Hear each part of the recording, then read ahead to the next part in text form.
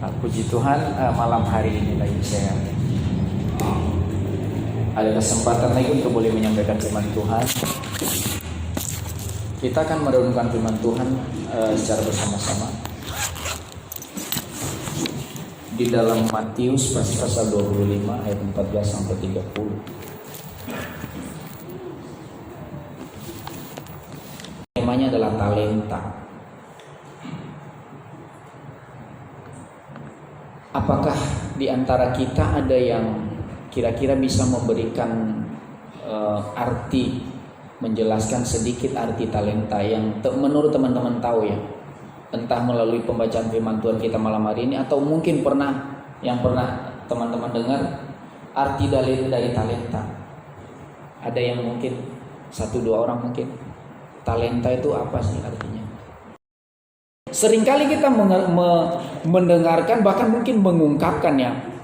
Nah, malam hari ini kita melihat gambaran kerajaan sorga yang disampaikan oleh Tuhan. Itu ada seorang tuan, dikatakan seorang tuan yang pergi ke negeri yang jauh, dan kemudian dipanggil hamba-hambanya, dan dia mempercayakan talenta kepada mereka. Ada yang 5, ada berapa lagi? 2, dan ada yang 1. Oke, itu ada 3 macam. Namun apakah pernahkah kita berpikir bahwa kerajaan sorga yang selama ini kita tahu itu seperti yang sering diberitakan, yang kita lihat di gambaran, mungkin di video kita pernah melihat, oh sorga itu indah sekali, ketika masuk sorga ada nanti malaikat jemput dan dibukakan itu surat kehidupan, oh nama kamu terdaftar di sana, masuklah. Sangat serius bagi kita malam hari ini tentang talenta.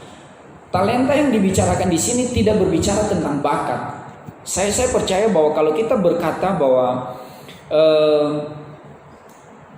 orang umum atau pada umumnya orang berbicara tentang talenta itu sebuah bakat atau keahlian khusus yang tadi teman-teman katakan, yang mungkin itu bisa karena dipelajari, bisa karena memang dia diberikan kepercayaan seperti itu, dan juga diyakini oleh sebagian orang Kristen itu sebagai karunia khusus yang diberikan oleh Tuhan untuk memperlengkapi orang-orang percaya, khususnya dalam melayani pekerjaan Tuhan. Ini talenta.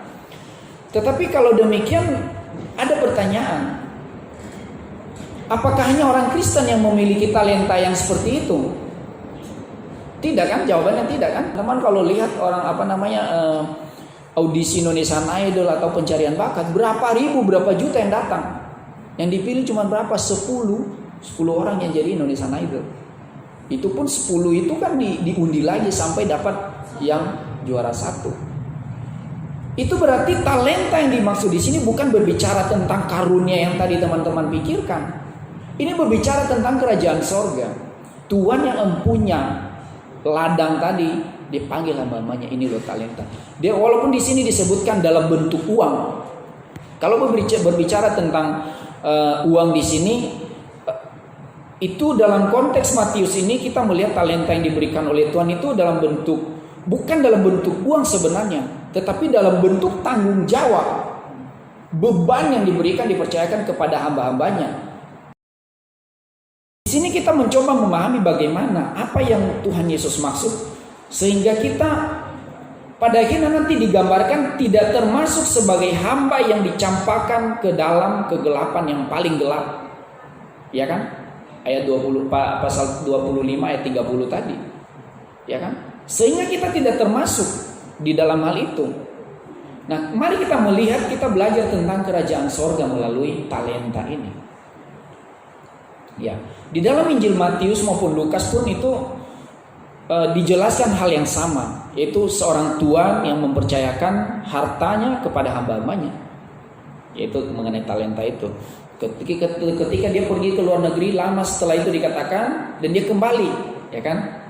Nah, sehingga dia melihat bagaimana ada 2 jenis dikatakan di sana, hamba yang baik dan setia, kemudian yang satu lagi hamba yang jahat dan malas. Benar ya? Nah, kemudian ada satu ayat yang paling menarik buat saya, ayat 15. Ketika setelah Tuhan yang memberikan talenta itu, dikatakan di situ,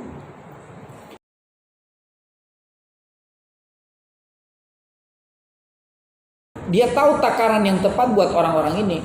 Kalau saya memberikan 5 kepada orang ini, dia mampu. Saya memberikan 2, dia mampu. Saya memberikan 1, dia masih bingung, ya kan? 1 aja tidak bertanggung jawab. Nah, mari kita melihat bagaimana tindakan dan respon masing-masing yang menerima talenta ini. Perhatikan ayat 16 tadi. Ya, 16-17. Segera pergilah hamba yang menerima 5 talenta itu. Ia menjalankan uang itu lalu beroleh laba 5 talenta. Ya. Perhatikan respon tuannya juga di ayat 21. Ini kita lompat-lompat ya. Mulai 20 sebenarnya. Hamba yang menerima 5 talenta itu datang dan ia membawa laba 5 talenta. Katanya, Tuan, 5 talenta Tuhan percayakan kepadaku. Lihat, aku telah beroleh laba 5 talenta. 21. Maka kata tuannya itu kepadanya, baik sekali perbuatanmu itu, hai hambaku yang baik dan setia. Engkau telah setia dalam perkara kecil, aku akan memberikan kepadamu tanggung jawab dalam perkara yang besar. Masuklah dan turutlah dalam kebahagiaan tuanmu. Itu poin yang pertama, orang yang menerima 5 talenta. Sekarang kita melihat orang yang menerima 2 talenta. Ayat 17 perhatikan. Di sana dikatakan dia menjalankan dan beroleh laba 2 talenta, benar ya? Nah, di ayat 23 dijelaskan di situ bagaimana. Maka kata tuannya itu ketika dia sudah dari 22 sebenarnya.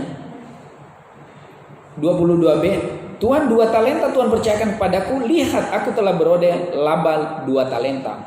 Pujian yang sama tuannya berikan kepada dia di ayat 23. Maka kata tuannya itu kepadanya, baik sekali perbuatanmu itu, hai hambaku yang baik dan setia. Ya, engkau telah setia memikul tanggung jawab dalam perkara yang kecil. Aku akan memberikan kepadamu tanggung jawab dalam perkara yang besar. Berikutnya, masuklah dan turutlah dalam kebahagiaan tuanmu. Respon yang baik kan? Perhatikan ayat 18. Orang yang menerima 1 talenta, dia bilang apa? Di situ dikatakan apa?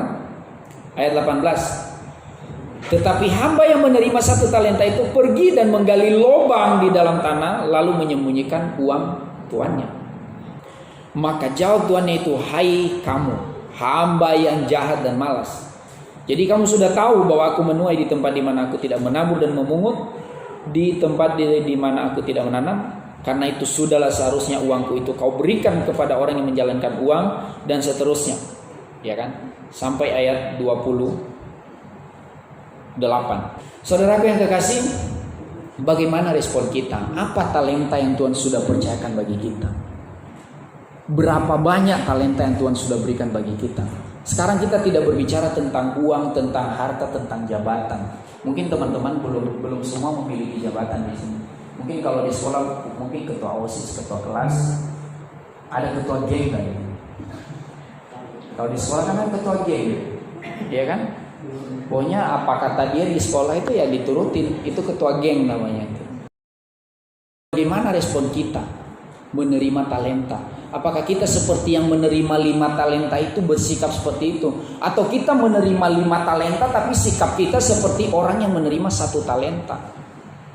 Atau mungkin dalam satu tugas yang mungkin orang lain tidak mampu, tapi kita diberikan kepercayaan itu. Nah, bagaimana sikap kita?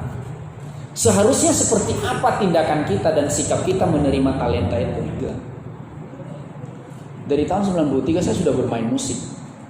Ya, saya sudah kenal alat musik itu sampai sekarang ini.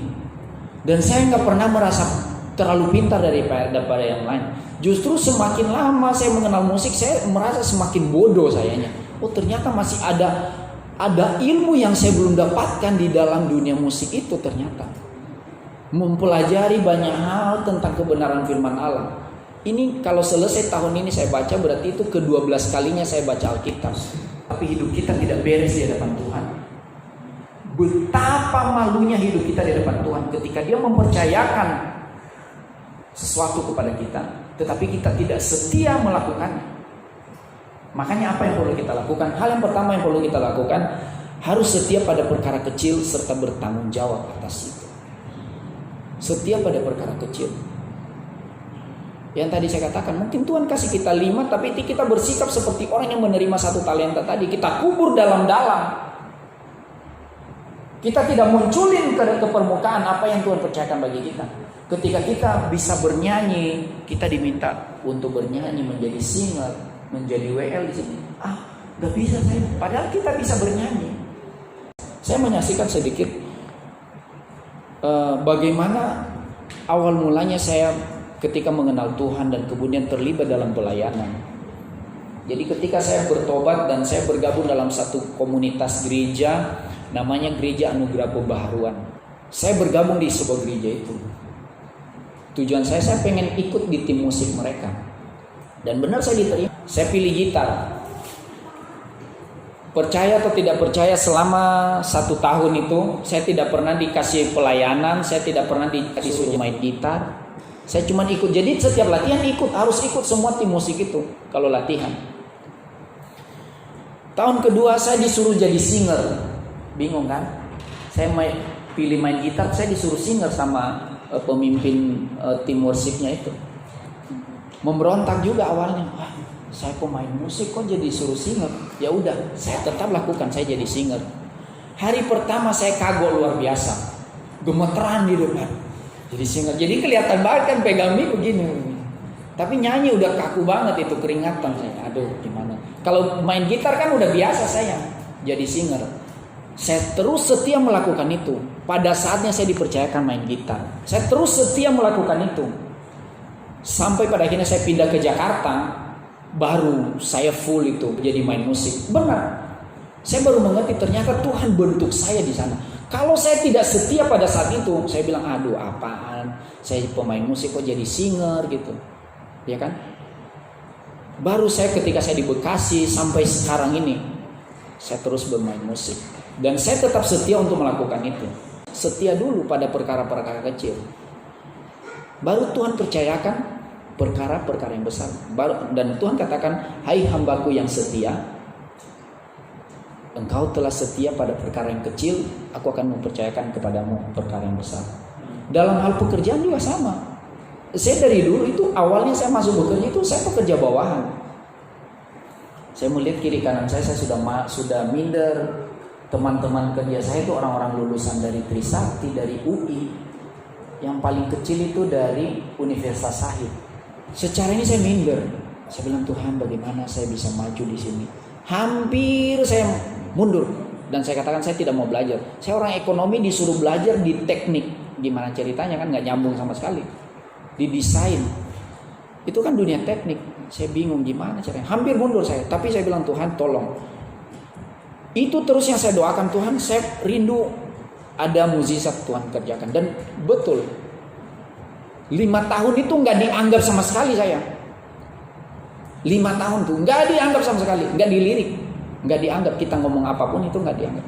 Tapi ketika 5 tahun setelah itu, saya tetap setia melakukan itu walaupun mungkin gajinya kecil dan mungkin saya hanya disuruh-suruh hanya ini. Tetapi ketika pada saatnya Tuhan angkat itu nggak tanggung-tanggung sampai sekarang. Jika engkau setia pada perkara kecil, Tuhan akan mempercayakan dan itu nyata, mempercayakan tanggung jawab yang lebih besar. Pertanyaannya, siapkah engkau menerima tanggung jawab yang lebih besar? Siap nggak kitanya? Kalau siap, lakukan dengan setia apapun yang kau lakukan saat ini. Jemput anak-anak sekolah minggu. Saya tidak menyombongkan diri ketika saya sudah, Pak Pendeta saya kan sudah pengkhotbah, ngapain saya jadi driver, jadi sopir? Benar, saya bisa protes. Kalau saya tidak merendahkan hati, saya tidak setia pada perkara kecil. Ya ngapain Pak, suruh aja yang lain sih Pak. Ngapain saya yang jemput? Benar, ini ada Pak Pendeta di sini.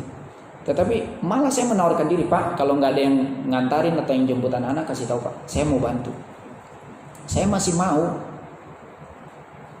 Intinya kita harus setia dulu pada perkara yang kecil. Kemudian yang kedua, perhatikan ayat 24. 24 itu, kini datang juga hamba yang menerima 1 talenta. Tuhan, aku tahu bahwa Tuhan adalah manusia yang kejam dan menuai di tempat di mana tidak menanamkan, di tempat di mana Tuhan tidak menabur dan memungut dari tempat di mana Tuhan tidak menanam. Saya simpulkan begini, kita harus berpikir positif saja. Jangan neko-neko. Berpikir positif saja. Kepada orang lain, kepada orang yang memberikan perintah kepada kita, kepada atasan kita, kepada ketua kelas kita kalau di sekolah, ya, kepada pemimpin rohani kita, setia saja. Berpikir positif saja. Ketika dia mempercayakan itu berarti ada tujuannya. Jangan bilang, lu taunya nyuruh doang lu. Enak banget lu. Nah, kita tidak seperti itu. Kita diperintahkan seperti ini, ayo kita ikutin. Kita dipercayakan hal seperti ini. Tadi kalau sudah setia, mari kita ubah. Paradigma kita yang penting, ya. Ketika pola pemikiran kita ini selalu positif, tidak melulu kita menghakimi orang, ya begitulah. Kita menilai selalu negatif. Jadi apapun yang dibuat oleh orang itu, mau baik sekalipun dibuat oleh orang lain, kalau paradigma kita sudah salah, akan selalu salah. Ketika saya berpikir negatif terus tentang Pian mau ngomong sebaik apapun terhadap saya, dia mau setulus apapun membantu saya akan berpikir negatif kepada Pian. Saya tidak pernah menganggap hal itu baik apa yang dia buat kepada kita. Pernah nggak teman-teman mengalami seperti itu? Seringkali kita jatuh dalam hal seperti ini. Seperti hamba yang tadi, hamba yang pertama yang 1 talenta itu. Aku tahu Tuhan menuai di tempat yang tidak menanam. Orang yang menuai di tempat dia tidak pernah menanam, hanya 2 ada kemungkinan. Dia adalah pekerja upahan atau dia maling. Sama dengan kita. Kalau kita berpikiran negatif kepada pemimpin kita terutama ya, apa jadinya kehidupan kita? Apa jadinya komunitas kita kalau seperti itu? Kalau selalu berpikiran negatif terhadap teman-teman kita, ya kan? Poin yang ketiga, jangan takut mengeksplor kemampuan Tuhan yang Tuhan sudah percayakan bagi kita. Ayat 25 tadi saya katakan. Karena itu aku takut dan pergi menyembunyikan talenta Tuhan itu di dalam tanah. Inilah terima kepunyaan Tuhan. Kalau Tuhan sudah mempercayakan kita sesuatu, terus kita tidak berani mengeksplor itu, mengeluarkannya, menampilkannya, memunculkannya, sia-sia. Tuhan katakan, hai hambaku yang malas dan jahat, engkau tidak layak. Dan dikatakan ayat 30 tadi dikatakan apa? Karena setiap orang yang ada di 29, karena setiap orang yang mempunyai kepadanya akan diberi. Jadi ketika engkau punya, ketika engkau sudah setia, engkau punya, Tuhan tambahkan lagi. Tetapi ketika engkau tidak setia, dikatakan apa yang ada padamu pun akan diambil daripadamu. Benar ya? Apapun juga yang ada padanya akan diambil daripadanya. Itu ada 29. Dan 30 dikatakan, campakkanlah hamba yang tidak berguna itu ke dalam kegelapan yang paling gelap. Jadi kita jangan sampai menanam, menguburkan, menyembunyikan sesuatu yang Tuhan sudah percayakan bagi kita. Apapun talenta yang Tuhan sudah percayakan bagi kita, entah dalam bentuk kepintaran, entah dalam bentuk apapun, Tuhan sudah percayakan hal itu. Jaga baik-baik, setia pada hal itu, setia pada perkara kecil. Tuhan akan mempercayakan perkara-perkara yang besar. Jadi sekecil apapun tugas tanggung jawab Tuhan percayakan bagi kita, jangan sampai dipendam, ya, jangan dipendam, dieksplor justru, dibangkitkan, dikembangkan, dibangun. Ya, gimana caranya? Kita belajar, kita mau belajar, ya, ada hati yang mau diajar. Nah ini yang paling penting. Kalau hati ini tidak mau diajar, waduh susah. Mau kayak gimana juga, mau guru kita dari Belanda sana juga yang ngajarin kita, atau dari Itali karena jago-jago musik orang Itali, sama aja nggak ada artinya juga. Kalau hati kita ini nggak mau diajar, tidak setia pada hal-hal yang kecil, tidak setia pada hal-hal yang sederhana. Ya itu yang Tuhan mau bagi kita. 3 poin ini yang saya rindu itu boleh terjadi dengan teman-teman youth yang youth SOS di tempat ini. Kita tetap setia. Ketika Tuhan percayakan sesuatu bagi kita, mari setia pada perkara-perkara kecil. Tuhan akan percayakan padamu perkara yang besar. Ya. Nah Tuhan kalau sudah percayakan sesuatu kepada kita, kalau kita sia-siakan kayak tadi, diambil, diberikan kepada orang yang sudah punya, dan bahkan apa yang kita punya pun itu diambil semua dan diberikan semua kepada orang yang punya. Tentunya kita tidak mau seperti itu kan. Ketika kita lagi pintar, kita tidak menggunakan kepintaran kita untuk memuliakan Tuhan, untuk menyenangkan hati Tuhan. Contohnya saja, misalnya kita punya kemampuan bisa mengoperasikan komputer di atas Tuhan, tapi kita tidak mempergunakannya misalnya untuk melayani Tuhan. Kita pendam, udahlah, nggak mau. Misalnya Yoki bisa komputer nggak? Bisa. Nah, Yoki misalnya disuruh nih, kamu jadi operator LCD gitu kan? Nggak mau katanya, ya kan? Nggak bisa. Dipendam terus, dipendam. Lama-lama kamu bukan semakin pintar, saya kasih tahu. Engkau akan semakin bodoh. Memendam mungkin untuk dirimu sendiri, tapi untuk orang lain tidak menjadi berkat. Ya. Dalam hal pelayanan ini terutama yang masalah talenta, yang tadi saya katakan sebenarnya tidak berbicara tentang karunia itu, karena setiap orang, semua orang pasti diberikan. Orang yang tidak percaya Tuhan pun diberikan talenta untuk bernyanyi, sama talenta yang sama punya mereka. Tetapi kita diberikan kelebihan khusus, mempergunakan untuk memuliakan Tuhan, bukan untuk memuliakan dunia, bukan untuk memuliakan diri kita, bukan untuk mencari ketenaran bagi diri kita sendiri. Ya, itu yang paling penting. Jadi sekali lagi saya tegaskan bahwa jangan takut mengeksplor kemampuan yang Tuhan sudah berikan bagi kita. Tetap setia. Jadi berputar-putar aja di situ. Setia pada perkara kecil. Engkau akan dipercayakan perkara yang besar. Sehingga apa yang Tuhan katakan di mulai dari ayat 28 sampai ayat 30 itu tidak terjadi kepada kita. Tuhan tidak ambil apa yang sudah kita punya dan diberikan kepada orang yang sudah punya talenta yang dipercayakan oleh Tuhan perkara yang besar. Ya, jangan sampai itu terjadi kepada kita. Tetapi biarlah kesetiaan kita Tuhan lihat sebagai sesuatu hal yang luar biasa. Sehingga pada akhirnya ketika kita datang di hadapan Tuhan dikatakan, hai hambaku yang setia, engkau telah setia pada perkara yang kecil, aku akan mempercayakan kepadamu perkara yang besar. Ya, mungkin saat ini mungkin engkau hanya menjadi ketua kelas, atau mungkin engkau menjadi murid biasa, tapi suatu saat mungkin engkau akan menjadi pemimpin dimanapun. Mungkin sekarang tidak kelihatan, ya, karena saya mengalami. Tapi ketika Tuhan ubahkan semuanya menurut cara Tuhan, dengan cara Tuhan, saya nggak tahu bagaimana caranya, pada akhirnya Tuhan buat sesuatu hal yang luar biasa dalam diri saya. Ya, dan itu yang saya bisa saksikan. Tuhan itu sangat luar biasa. Jadi saya percaya setiap kita tidak menginginkan terjadi dalam kehidupan kita ayat 28 sampai 30 itu. Tidak sampai kita menginginkan supaya kita dicampakkan dan dikatakan dimateraikan nama kita sebagai hamba yang tidak setia, hamba yang jahat. Kita tidak mau. Saya percayakan hal itu. Tetapi mari kita tetap setia dalam perkara kecil. Kita mengiring Tuhan dalam memegang tanggung jawab yang Tuhan sudah percayakan bagi kita. Dan mari kita mengubah paradigma kita, pola pemikiran kita yang mungkin selalu negatif. Ya. Jadi jangan dipendam. Tuhan sudah percayakan itu karunia, talenta itu kepada kita. Dipercayakan apapun lah kepada kita. Gunakan, kembangkan, tingkatkan, lebih giat lagi, lebih semangat lagi. Ya, itu tanggung jawab yang Tuhan percayakan bagi kita. Ya, Encen sekarang udah mulai ikut pelayanan sekolah minggu, main musik. Ya itu lama-lama saya percaya itu Tuhan akan percayakan hal yang luar biasa bagi kita semua. Yang lain-lain juga yang sedang belajar musik, enggak langsung instan kok kehidupan kita. Pasti ada proses. Tapi ikuti proses Tuhan. Jangan nanti hasilnya enggak maksimal gitu. Ya gitu. Ya itu saja yang menjadi firman menjadi berkat bagi kita pada malam hari ini. Saya percaya bahwa setiap kita pasti menginginkan sesuatu hal yang luar biasa. Tetap jaga, tetap setia dan harapkan sesuatu hal yang baik daripada Tuhan untuk Tuhan kerjakan dalam kehidupan kita. Bila firman Tuhan ini boleh memberkati kita semua.